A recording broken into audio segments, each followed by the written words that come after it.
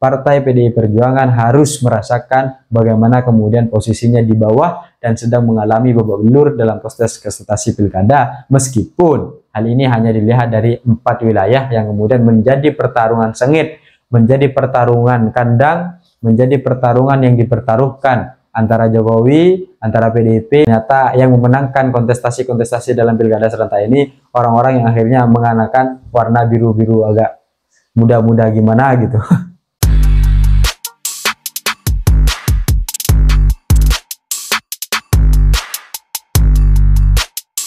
Hai korban ghosting, kenyataan memang kadang seringkali menyakitkan, namun bagaimanapun itu yang namanya kenyataan tetap harus diterima dengan lapang dada.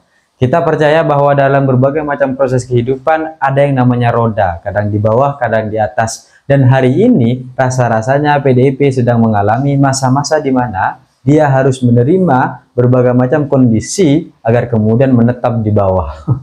Karena dari berbagai macam hasil proses pilkada yang hari ini telah diselenggarakan, dan 4 yang kemudian menjadi salah satu titik perhatian seperti Jawa Timur, Pilkada Jawa Tengah, Jakarta, dan Sumatera Utara, ini kita sudah melihat bagaimana kemudian hasil hitung cepat memberikan berbagai macam hasil-hasil data-data yang akhirnya ternyata jagoan-jagoan yang kemudian diberikan oleh kepercayaan oleh PDIP itu tidak semuanya dapat memenangkan pertarungan-pertarungan ini.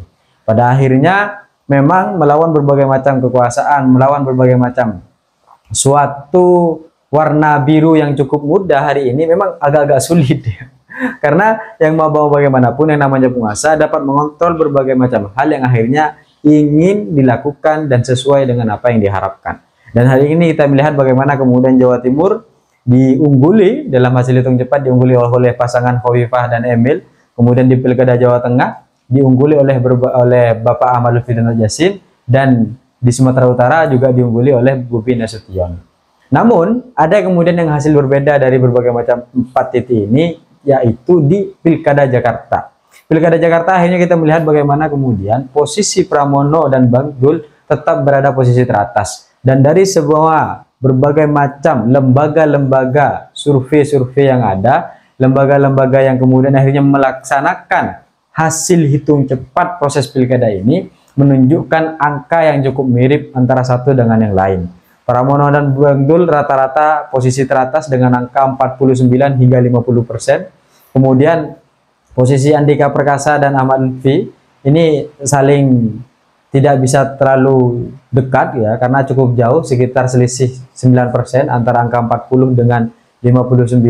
Kemudian posisi di Jawa Timur, Risma hanya dapat menyentuh angka 30-an dan Khofifah Emil berada pada angka 58%. Sedangkan di Sumatera Utara, Bobi Nasution mendapatkan angka-angka yang akhirnya cukup jauh di angka 60%.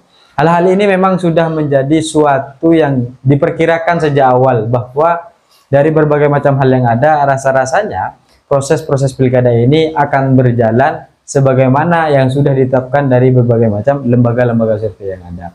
Jadi hitung-hitungan dari awal atau soal hal-hal yang kemudian dilihat itu sebenarnya sudah cukup tampak, meskipun akhirnya ada perbedaan yang signifikan di Jawa Tengah ketika kemudian Andika Perkasa sempat mengungguli meskipun ada 20% sekian yang akhirnya belum menentukan pilihan pada saat itu. Dan hari ini kita melihat bagaimana kemudian Andika Perkasa tidak berdaya melihat berbagai macam hasil quick count yang ada, hasil hitung cepat yang ada. Tapi ini masih belum keputusan akhir dan ini masih belum hasil resmi, meskipun pada akhirnya nanti mungkin akan terjadi perbedaan yang sedikit saja, tidak jauh berbeda dengan hasil quick count.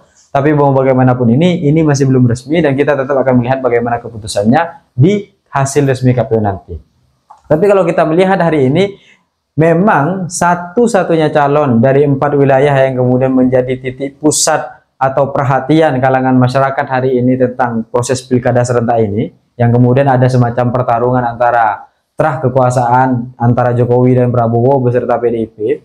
Ini kan memang terjadi pertarungan yang di antara mereka gitu, calon-calon yang kemudian dijagokan oleh PDIP, calon-calon yang kemudian dijagokan oleh Jokowi dan Prabowo. Dan dari semua itu hanya satu yang kemudian akhirnya bisa berada pada posisi teratas, yaitu pasangan Pramono dan Bang Dul. Meskipun awalnya saya mengira bahwa pasangan Andika ini juga akan menempati posisi teratas, dan akhirnya sekarang kita melihat bagaimana kemudian kejadian-kejadian itu. Dari pasangan ini, Pramono dan Bagdul, ini tetap masih belum melihat bagaimana kemudian hanya kepastian apakah mereka akan dimenangkan sebagai posisi pemenang dalam kontestasi pilkada. Karena melihat bahwa Jakarta ini tidak menilai siapa yang kemudian akhirnya mendapatkan posisi paling tinggi atau suara paling banyak, tapi juga ada absolute majority, yaitu tentang bagaimana kemudian akhirnya ini harus di atas angka 50%. Baru mereka dapat ditetapkan sebagai pemenang. Selama itu belum menyentuh angka 50%, maka ini masih bisa terjadi 2 putaran. Dan satu-satunya pilkada yang dapat dilaksanakan 2 putaran hanya DKJ Jakarta. Hanya daerah Jakarta saja, yang lain tidak ada. Jadi meskipun yang lain ini di bawah 50%, tapi dia posisinya teratas dan memenangkan suara terbanyak, maka dialah yang akhirnya ditetapkan sebagai pemenang dalam kontestasi ini. Dan kita melihat bahwa memang satu-satunya calon yang akhirnya menang dari PDI Perjuangan adalah Pramono Anung dan Bagdul. Tapi kalau pada akhirnya nanti bisa menembus atau melewati batas-batas angka 50% ke atas, maka Bagdul Pramono dapat dinyatakan sebagai gubernur DKJ Jakarta yang akhirnya dapat memimpin yang berasal dari PDI Perjuangan.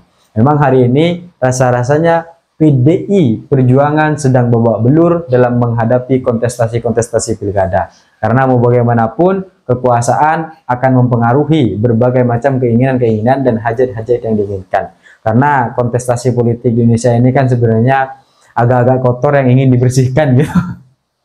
Sehingga mau bagaimanapun, ya apa yang sudah direncanakan sejak awal pasti hasilnya agak-agak mirip.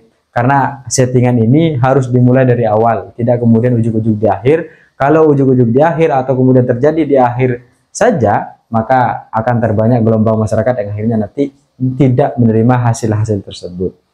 Tapi mau bagaimanapun itu, rasa-rasanya memang PDP hari ini sedang mengalami masa-masa dia harus menerima bagaimana kemudian akhirnya warna-warna biru ini di berbagai macam pasangan-pasangan. Karena kalau dilihat, ternyata yang memenangkan kontestasi-kontestasi dalam pilkada serentak ini orang-orang yang akhirnya mengenakan warna biru-biru agak muda-muda gimana gitu.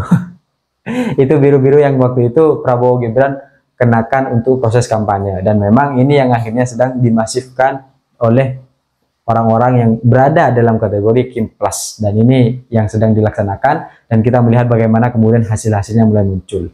Namun yang akhirnya menjadi pertanyaan, apakah kemudian Jakarta akan terlaksana 2 putaran atau 1 putaran? Kita belum bisa melihat, tapi rasa-rasanya angka ini sangat tipis, bahkan 49 juga masih bisa dilaksanakan 2 putaran.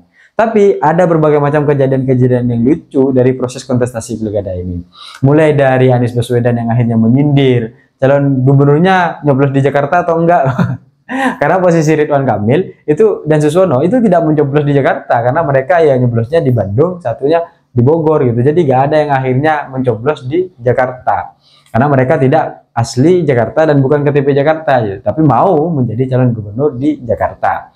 Kemudian ada berbagai macam akhirnya dugaan-dugaan seperti di daerah Sumatera Utara, tentunya di Medan, di mana akhirnya ada berbagai macam golongan satu keluarga yang dia belum mencoblos tapi ternyata sudah ditantangani, dan itu masih pagi itu, dan sudah banyak yang kemudian akhirnya ditandangi. Ini kan hal-hal lama yang semua orang rasa-rasanya sudah paham, semua orang rasa-rasanya sudah tahu bagaimana kemudian akhirnya ini bisa terjadi. Karena dalam proses pemilu pilkada untuk membuktikan kecurangan itu harus yang sistematis, struktur, dan masif gitu. Dan untuk membuktikan itu kan ya tidak bisa dilakukan. Karena semakin kecurangan itu dilakukan secara terstruktur, sistematif, dan masif, maka untuk membuktikannya pun juga tidak bisa dilakukan. Justru ketika itu tidak bisa dibuktikan, maka kecurangan itu sebenarnya terjadi secara terstruktur, sistematif, dan masif lah. Ini yang kemudian akhirnya memang menjadi kebiasaan. Dan kita kadang melihat bahwa hal ini normal sampai pada satu titik akhirnya capek memperjuangkan yang namanya kebenaran dan keadilan. Kalau pada akhirnya ya semuanya sudah diatur sedemikian rupa sejak awal oleh para elit dengan aparatur-aparatur yang sudah disiapkan. Nah, ini yang kemudian akhirnya memang selalu menjadi evaluasi dan sampai hari ini belum bisa diperbaiki. Tapi memang posisinya Partai PDI Perjuangan harus merasakan bagaimana kemudian posisinya di bawah dan sedang mengalami babak belur dalam proses kontestasi pilkada, meskipun hal ini hanya dilihat dari 4 wilayah yang kemudian menjadi pertarungan sengit, menjadi pertarungan kandang, menjadi pertarungan yang dipertaruhkan antara Jokowi, antara PDIP, dan Kim Plus. Tapi mau bagaimanapun itu, ini masih hasil sementara dan kita akan melihat bagaimana kemudian kepastian yang akan ditetapkan oleh KPU dan langkah-langkah apa yang akan diambil oleh masing-masing pasangan. Tapi apapun itu, kita lihat semoga kita tetap belajar untuk mendewasakan demokrasi kita atas segala perbedaan-perbedaan yang ada. Saya pikir itu cita-cita saya, ingin seperti Gibran, tapi saya sadar diri dan sadar posisi. See you, korban ghosting.